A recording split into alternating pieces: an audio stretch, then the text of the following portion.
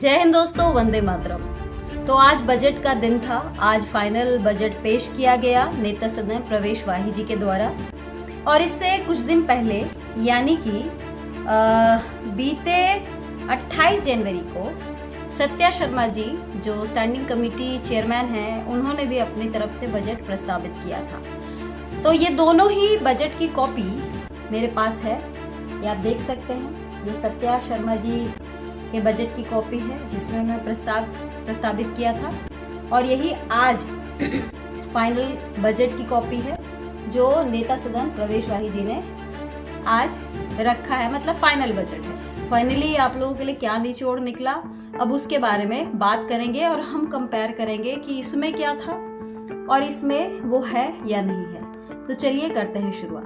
तो मैं आपको बता दूं कि सत्या शर्मा जी ने जो अपने बजट में जो बात कही थी, उन्होंने कहा था कि भाजपा शासन में यह सिद्ध किया गया है कि एमसीडी कर्मचारी बोझ नहीं रीढ़ है। गत 8 महीनों में 1336 सफाई कर्मचारी को नियमित किया गया तथा 476 दैनिक वेतनभोगी सफाई कर्मचारी करुणामूलक आधार पर लगाए गए। हाँ, सभी कर्मचारियों को वेतन और पेंशन हर माह की पहली तारीख को भुगतान किया जा रहा। साथ ही एमसीडी कर्मचारी स्वास्थ्य योजना के तहत अब कर्मचारियों को प्राइवेट अस्पतालों में कैशलेस सुविधा लागू करने के आदेश जारी किए गए हैं। साथ ही लैंडफिल साइटों पर कार्यरत सफाई मित्रों को 5,000 रुपए की विशेष प्रोत्साहन राशि देने की शुरुआत की गई है। ये बात सत्या जी ने अपने बजट भाषण में कहा था। तो वहीं अगर हम आज के बजट की बात करें तो इसमें नेता सदन ने ये कहा है कि वर्ष 2000 से 2002 के बीच नियुक्त हुए 5,000 सफाई कर्मचारी इस वर्ष नियमित कर दिए जाएंगे। ये इन्होंने एक जो है बात कही है। और साथ ही मैं कह दूं कि जो सत्या जी ने कहा था 1336 सफाई कर्मचारी पक्के किए गए हैं, तो उन्होंने यहाँ पे लिखा है कि गत वर्ष भाजपा का शासन आने पर हमने 1360 सफाई कर्मचारियों को नियमित कर दिया है, ये लिखा है। और साथ ही 5,000 जो प्रोत्साहन राशि की बात थी वो यहाँ पर इसमें मेंशन नहीं है, इसमें नहीं है। अब इसके आगे हम बढ़ते हैं, क्योंकि इतना ही सफाई कर्मचारियों के लिए और कुछ अलग सा नहीं है। ना तो उनके एरियर बोनस की बात की गई है और ना ही कोई अतिरिक्त फैसिलिटी देने की बात हुई है आज के फाइनल बजट में। अब हम आगे बढ़ते हैं और शिक्षा विभाग की बात करते हैं। तो इसमें जो इम्पोर्टेंट पॉइंट है, एक तो ये है कि जो छात्र और छात्राएं पढ़ रही हैं उनके लिए अब तक की जो दुर्घटना बीमा राशि थी वो 50,000 थी, जिसको बढ़ाकर 1 लाख रुपए करने का प्रस्ताव उन्होंने रखा है। और साथ ही मैं बता दूं कि निगम प्राथमिक विद्यालयों छोटे छोटे बच्चे पढ़ते हैं, उनकी सुरक्षा व स्वच्छता को ध्यान में रखते हुए हम सभी विद्यालयों में जल्दी ही गार्ड्स एवं स्वच्छता कर्मी नियुक्त करने जा रहे हैं। इससे निगम विद्यालयों में स्वच्छता एवं सुरक्षा दुरुस्त होगी। जो इंजीनियरिंग डिपार्टमेंट से जुड़े जो कर्मचारी हैं उनसे रिलेटेड जो आज नेता सदन ने अपने तरफ से जो बात कही है वो मैं बता देती हूँ। अभियांत्रिक विभाग द्वारा कार्यरत बेलदार काफी समय से नियमित किए जाने की मांग कर रहे थे। इस वर्ष 2008 से 2012 के बीच लगाए गए 375 बेलदारों को आगामी तिथि में नियमित किया जाएगा। ये आपके लिए है, ठीक है।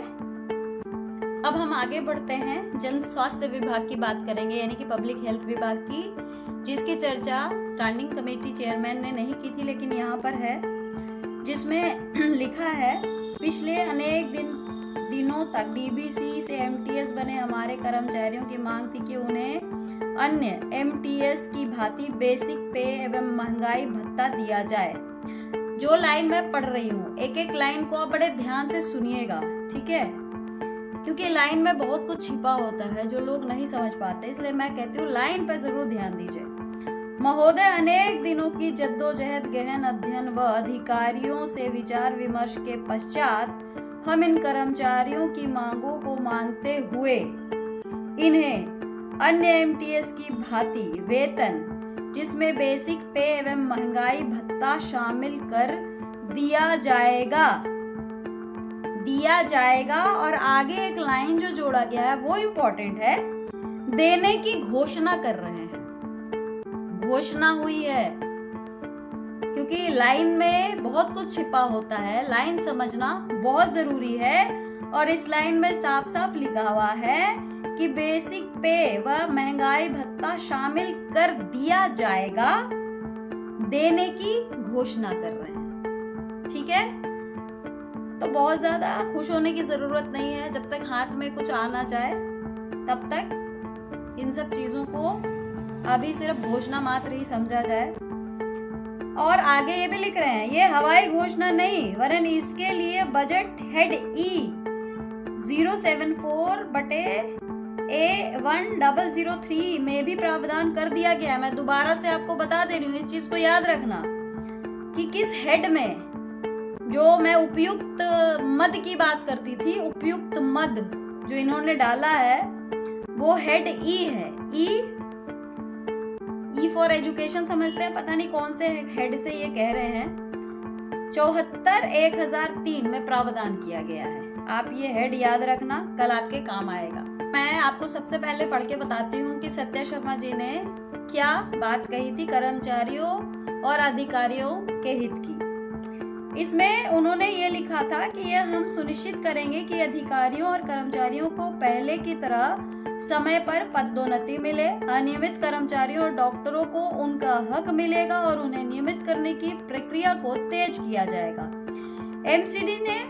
एमसीडी में वर्ष 2016 तक अनुबंध के आधार पर नियुक्त स्वास्थ्य विभाग के 343 डॉक्टरों को नियमित किया जाएगा। नियमित करने के पश्चात इनकी वेतन में आई बढ़ोतरी के लिए उपयुक्त मद में प्रावधान किया जाएगा। ठीक है, आगे लिखा है, विभिन्न विभागों में वर्ष 2016 तक अनियमित तौर पर नियुक्त किए हुए कर्मचारियों को नियमित किया जाएगा। साथ ही रिक्त पदों पर नई भर्तियां होंगी ताकि काम का बोझ कम हो और सेवाओं की गुणवत्ता बेहतर हो सके।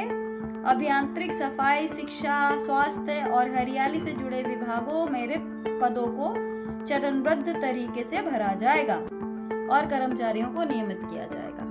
तो एक तो मैं आपको बता दूं कि ये जो लाइन है कि 343 डॉक्टरों को नियमित किया जाएगा और उन्हें अलग उपयुक्त मद से उनको उनका जो बड़ी सैलरी है उसका प्रावधान किया जाएगा, इसका जिक्र जो है उस वाले जो आज का जो फाइनल बजट है, इस बजट में इसका जिक्र नहीं है।